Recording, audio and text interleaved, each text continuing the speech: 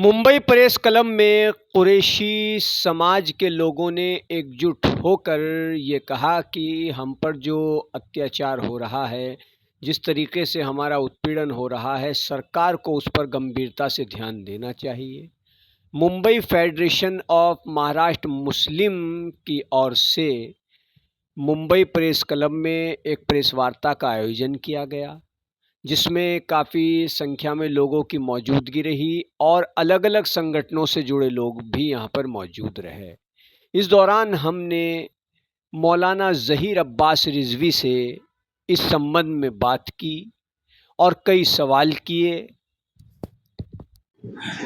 Mumbai press club में आज कुरैशी समाज की एक बहुत ही महत्वपूर्ण बैठक हुई है। उसमें हमारे साथ मौजूद हैं मौलाना ज़हीर अब्बास साहब। तो आज जो बैठक हुई है, जो कॉन्फ्रेंस हुई है, उसका क्या नतीजा निकला है?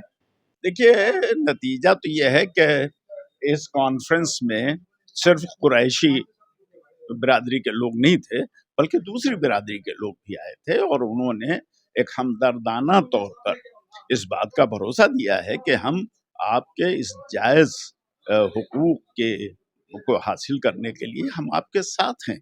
अच्छा, संविधान ने तो बराबर का हक दिया है, लेकिन जो कुरैशी बिरादरी के मुद्दे सामने आए हैं, क्या उसमें आपको लगता है कि संविधान ने जो हक दिया है, वो नहीं मिल पा रहा है कुरैशी समाज को?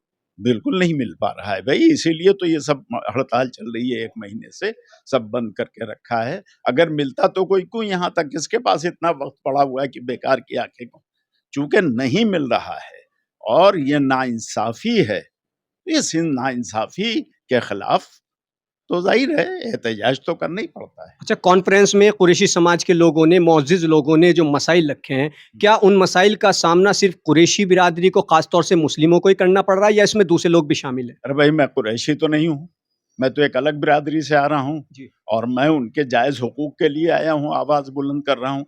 मेरे जैसे बहुत से लोग बैठे थे, हम उनके साथ हैं। कोई भी हो, कोई भी हो, ये मुसलमान और नॉन मुसलमान का सवाल नहीं है। हक मारा जा रहा है, तो उसके लिए हर इंसान पर ये फ़र्क है कि वो अच्छा, गोकशी को लेकर तो सभी मुस्लिम एकजुट हैं कि गोकशी के हम खिलाफ हैं। मुग़लों के दौर में भी पाबंदी रही, कश्मीर में शेख अब्दुल्ला के दौर में भी गोकशी पर पाबंदी रही है। तो इस बारे में आप क्या कहेंगे? नहीं, नहीं, अब भी पाबंदी है और हम देखिए, दूसरों के मुक़द्दसात का एहतराम करते हैं।